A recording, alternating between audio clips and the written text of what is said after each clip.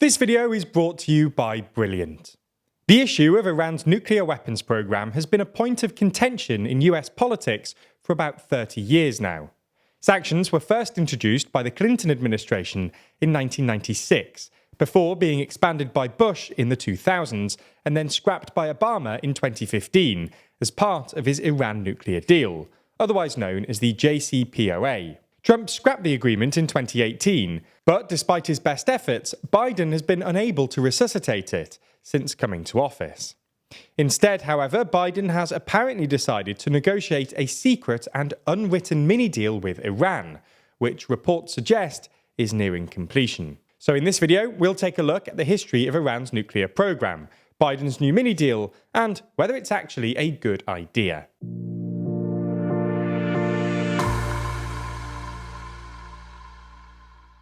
Before we start, if you haven't already, please consider subscribing and ringing the bell to stay in the loop and be notified when we release new videos. So to understand this story, we need to start with a bit of context about Iran's nuclear program. Iran actually had a nuclear industry before the 1979 revolution, which was supplied to the American allied Shah of Iran via the US's Atoms for Peace program. Atoms for Peace was an initiative spearheaded by President Eisenhower that basically offered developing countries American nuclear technology on the condition that they would only use the tech for peaceful purposes. But in the late 70s, American intelligence believed the Shah had started trying to develop weapons. When the Ayatollahs took over in 1979, they actually cancelled the nuclear program because they considered it un-Islamic. But after the Iran-Iraq war, they changed their mind, and the program was secretly restarted sometime in the mid-1980s. The Iranians maintained that their interest in nuclear technology was only about its energy-generating abilities. But no one really believed this, given Iran's vast natural hydrocarbon resources, and in 1996, the US sanctioned Iran. Things escalated in 2002 when an Iranian dissident group published confidential documents describing an advanced clandestine nuclear program. Iran was pressured into inspections from the International Atomic Energy Agency, who found traces of highly enriched uranium at the Natanz plant and were unable to take samples at the Kalaye Electric Company.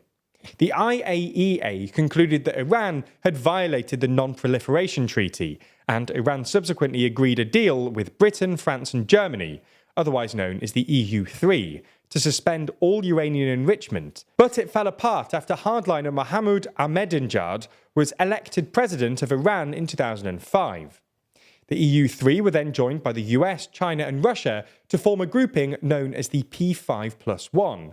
But the P5+1 struggled to get Iran to agree to anything until the election of Obama, who had expressed an interest in negotiating with Iran and recalibrating America's role in the Middle East during his campaign. In 2013, after Ahmadinejad was replaced by the more moderate Hassan Rouhani, the US began secret talks with Iranian officials, which eventually culminated in the Joint Comprehensive Plan of Action, signed on July 14, 2015. Under the terms of the JCPOA, Iran gave up 100% of its medium-enriched uranium and 98% of low-enriched uranium in return for the lifting of basically all sanctions for 15 years. In practice, this meant that the time it would take for Iran to develop a nuke, the so-called breakout time, increased from about 4 months to somewhere between 8 to 12 months. In this sense, the deal wasn't so much about eliminating Iran's nuclear program, but managing it. Obama presumably hoped that Iran's re-entry into the international community would moderate its politics, opening the door to further cooperation. As you'd expect, the deal was pretty controversial with Washington, but also with America's allies in the Middle East. Classified cables leaked by WikiLeaks in 2011 proved that the Saudis and Israelis favoured military action over a deal, and Republicans wanted Obama to at least threaten military action in order to extract more concessions. Anyway, like many Republicans, Trump thought the deal was too soft, and withdrew from it in 2018. When he came into office, Biden tried to revive the deal, but negotiations have been slow, both because Russia has been trying to use JCPOA negotiations to dilute Western sanctions, and because of the election of hardliner Ebrahim Raisi last year. Things also haven't been helped by the fact that Iran already has a significant amount of 60% enriched uranium. While that's not as high as the 90% normally used in nuclear weapons, 60% is still high enough to make a bomb. At their most recent inspections, the IAEA found 84% enriched particles. While US intelligence doesn't think Iran is yet able to create a long-range nuclear missile, this would only apparently take them a couple of years to figure out. And even just a normal bomb would be pretty terrible news for obvious reasons. Anyway, negotiations on restarting the JCPOA apparently collapsed earlier this year over Russia's sanctions-related demands. So the US instead started secret negotiations with Iran on a new arrangement, which, according to various reports and comments by Iranian officials, is nearly done.